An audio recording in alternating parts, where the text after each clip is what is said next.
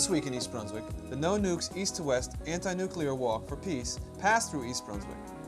Channel 8's Kevin O'Rourke was on hand to speak to some of the participants in their 300-mile trek.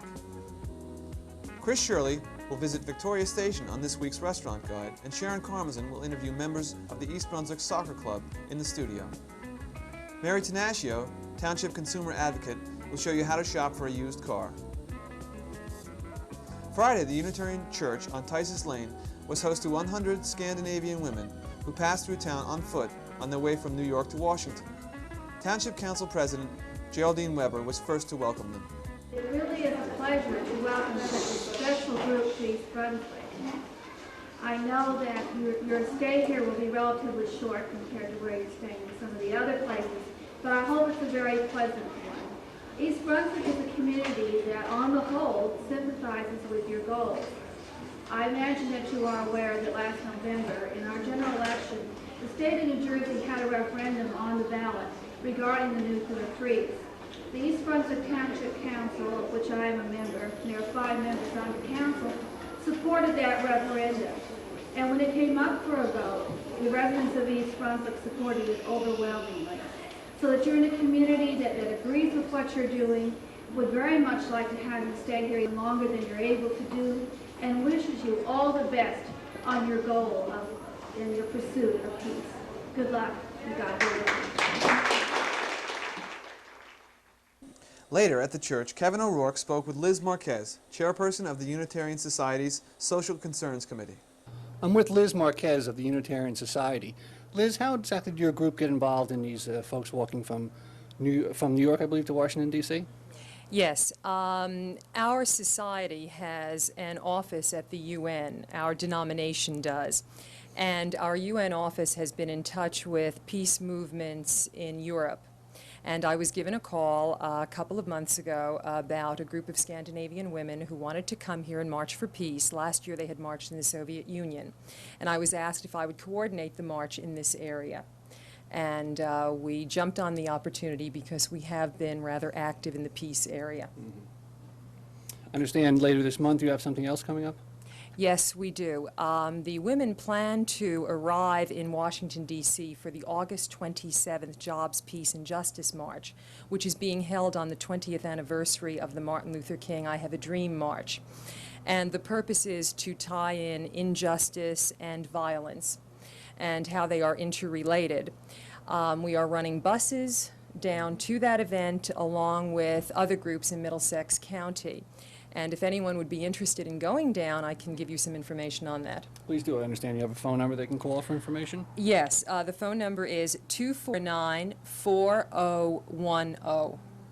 249-4010. Okay. Thanks very much, Liz. You're welcome. I'm with Eva Nordland, and I understand, Eva, this is not the first walk that you've done. No, we started the summer of 1981. Peace walk from Copenhagen to Paris, 1,200 kilometers, that is about 800 miles, walking 20 miles a day for 6 weeks. We were walking or planning this march because we were scared of the nuclear buildup and scared of thinking about our blossoming European countries becoming a graveyard. So we rise and walked and protesting against nuclear weapons east and west. And we also, the next year, went to Moscow. 300 of Nordic peace activists, right-wing and left-wing, going to Moscow to protest against nuclear weapons east and west. And then, having done that, we planned a peace march to Washington, from Oslo by plane to New York, and then walking from New York to Washington. And this time, we have extended our slogans because we say no to nuclear weapons east and west, as we have always done, and now also supporting the freeze and saying weapon billions for food and jobs. What are some of your impressions of the American people you've met here so far?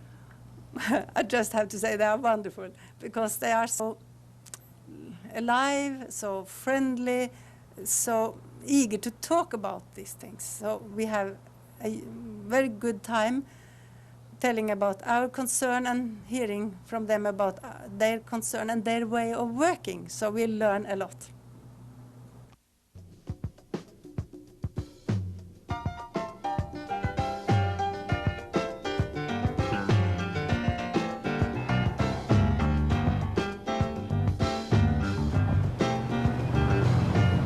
Hi, Chris Shirley here for This Week in East Brunswick. Welcome once again to my restaurant guide. I'm standing outside of the Victoria Station, which is located on Route 18 in East Brunswick. We will be stepping inside to speak with Marcia Brecker, the manager. Marcia, can you tell me a little bit about the background of Victoria Station? For example, how it got started? Chris, the restaurant chain was begun in 1969 by 3 graduates of the Cornell Restaurant School. It was started with 3 boxcars and a caboose that was purchased and placed in San Francisco, and from there it developed into a 97-unit chain which spreads across the country. When people think about the decor of the Victoria Station, they think of railroad cars. How did this idea come about? Actually, one of the 3 originators of the restaurant was in England on vacation and passed through Victoria Station, the train station so famed in London, and the idea came upon him that this would be a great idea to develop a restaurant chain around. And so they set about purchasing boxcars and artifacts, and a lot of the artifacts in the restaurant are originals. Could you elaborate a little bit more about the signs and the railroad decor around here? It's beautiful.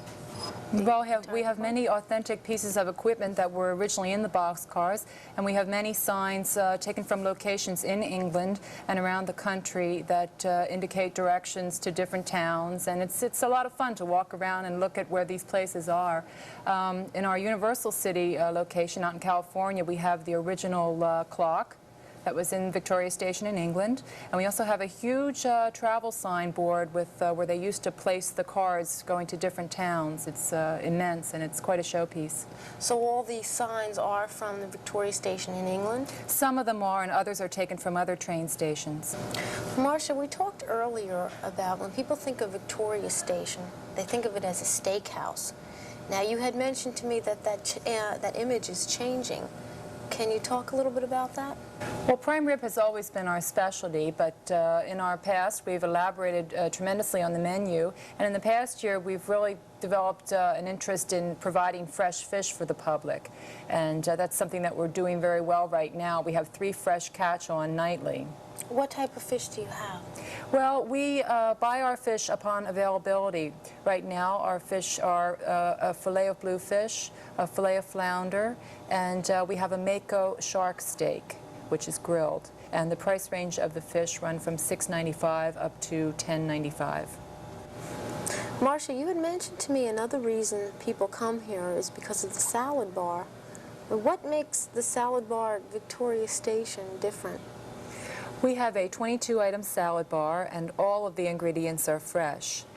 In addition, we make our own salads here that other places do not have, such as a fresh carrot salad, a 3-bean salad, and we make our own potato salad here. Okay. All right. Another specialty Victoria Station offers is their delicious desserts. Andrea Daggett, the kitchen manager, is going to prepare especially for us a chocolate mousse. So, Marcia, could you please explain how a chocolate mousse is prepared? Yes. How we begin it is to take fresh egg yolks, and we whip that together with sugar, and then we melt down Ghirardelli chocolate, which is brought in from California. It's an excellent chocolate, and we melt that down. At the same time, we whip up heavy cream, and we incorporate the egg yolks and sugar with the chocolate, and then we whip the cream into it, and that's your finished mousse. So is there anything else you'd like to mention for our viewers about Victoria Station? Yes, one last point I'd like to make is that this particular Victoria Station does not serve lunches. We are only open for dinners, and we're open 7 days a week. Our hours, we start serving dinners from 5 until 10, Monday through Thursday, 5 to 11 on Friday and Saturday, and 3 to 9:30 on Sunday. We also have happy hour in our lounge from 3 to 7 o'clock Monday through Friday. I'd like to thank Marcia Brecker for talking with us today, and Andrea Daggett for preparing for us the chocolate mousse. And I'm Chris Shirley for This Week in East Brunswick. And until next time, good dining.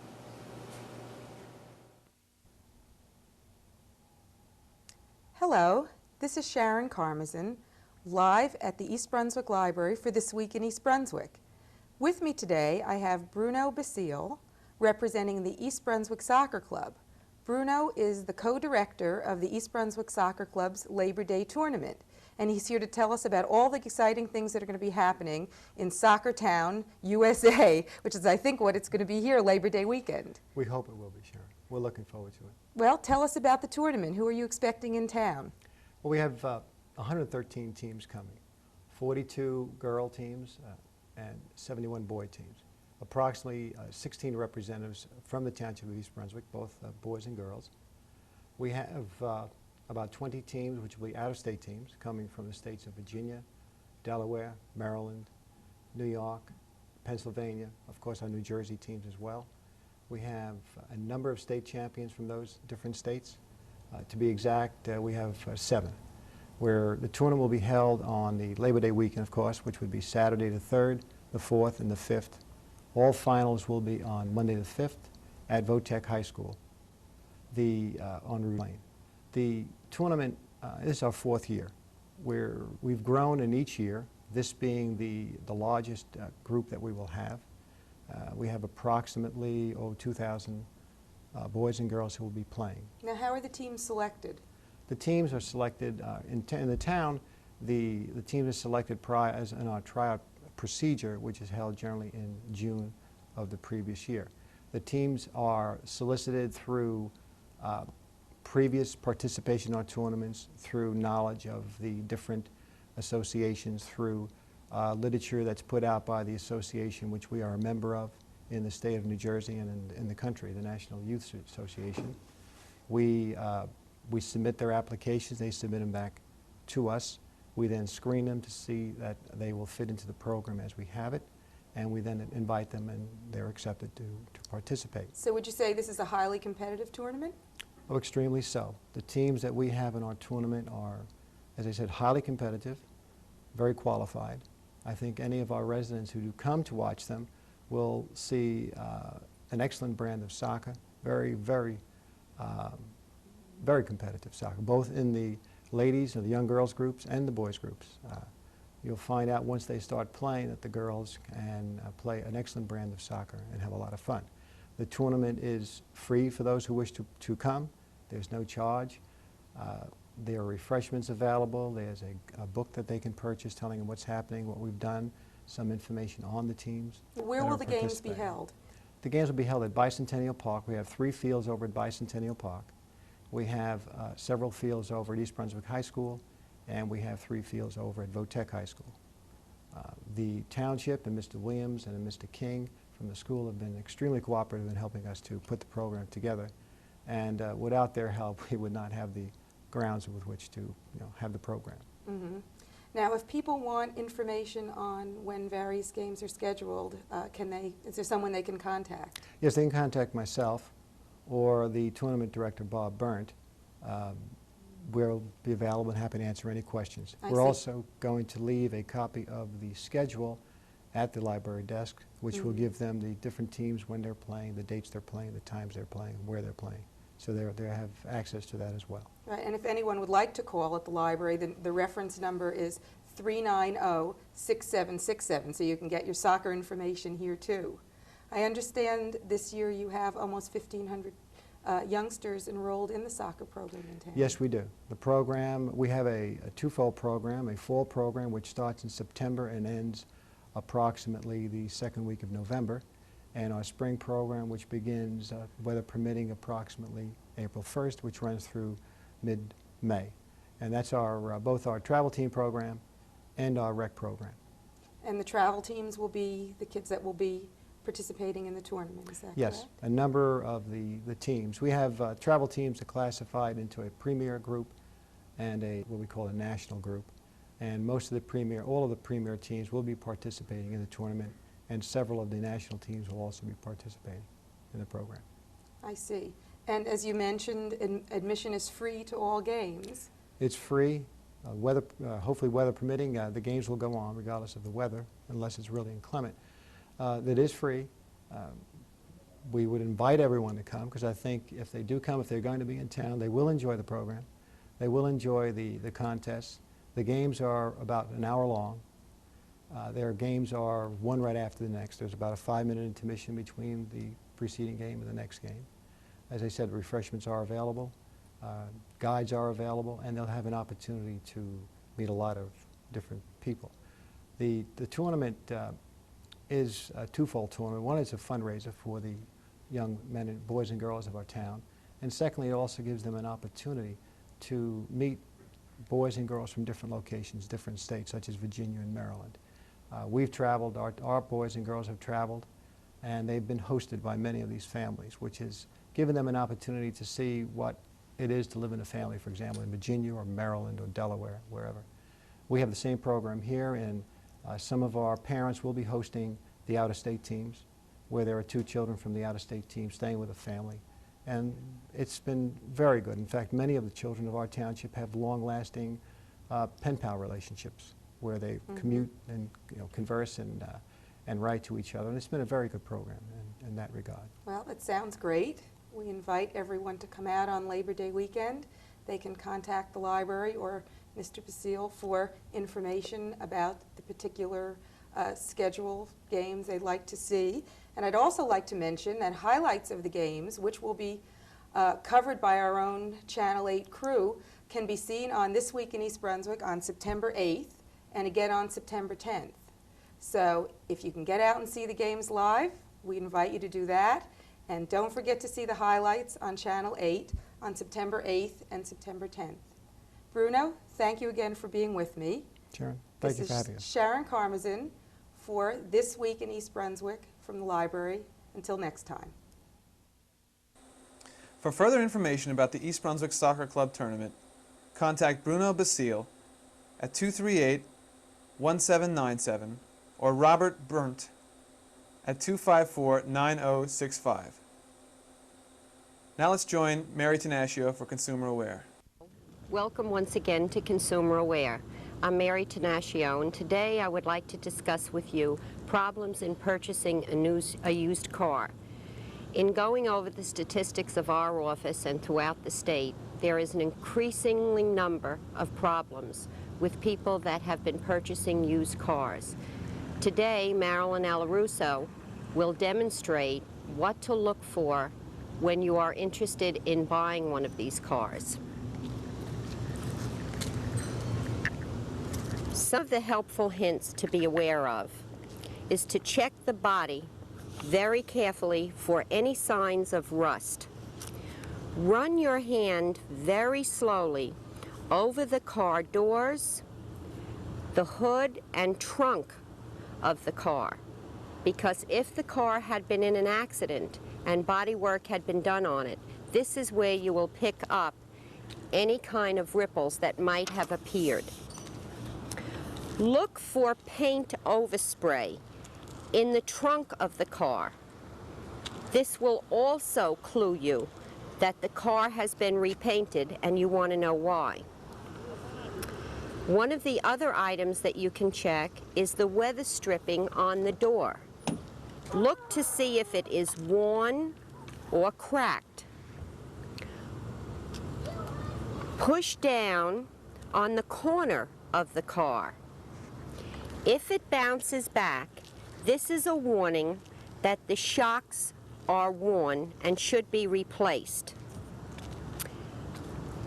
Check the inner sides of the wheels of your car. If you see dark spots, this shows that there are leaks in the brake system. The tailpipe should also be checked for rust. Look under the hood very carefully. Check all the wires and hoses under the hood of the car. Check them for wear, for holes, and for shredding. Check the battery of the car. Look to see if it's bulging in any way or cracking. Once you have gone over this, Move to the inside of the car that you are considering purchasing. Check carefully for worn upholstery or sagging seats. This shows a lot of wear and tear on the car. Make sure that the heater and air conditioning are demonstrated for you. Don't let them tell you that it's winter time and the air conditioning will not work. Don't take their word for it, check it yourself.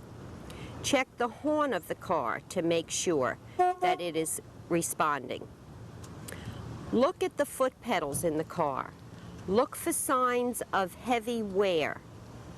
If you're purchasing a car and it has 20,000 miles on it, and you look at the foot pedals in the car and they have a lot of wear, then this will indicate that the mileage is more than has been stated. Make sure you always check your ignition switch, that it turns properly and the car catches. Check the foot pressure in the brake pedal. If it is slow and sluggish, this also shows signs that there is a leakage in the system. Always test drive your car. Make sure that when you're driving the car, it drives very smoothly. Listen for the sound of the engine. Check that there is not much play in the steering mechanism of the car. One very good way of testing this is to try a series of S-turns for steering. Listen for the automatic transmission. Driving backwards and forwards several times will let you know if there are any obvious noises in the transmission. This is also a danger. Check shimmies at very high and very low speeds. Remember, many used cars, when purchased, are offered a 50-50 warranty. Disregard the 50-50 warranty. In most cases, you pay 100%. If you have the opportunity, please have it checked carefully by a mechanic.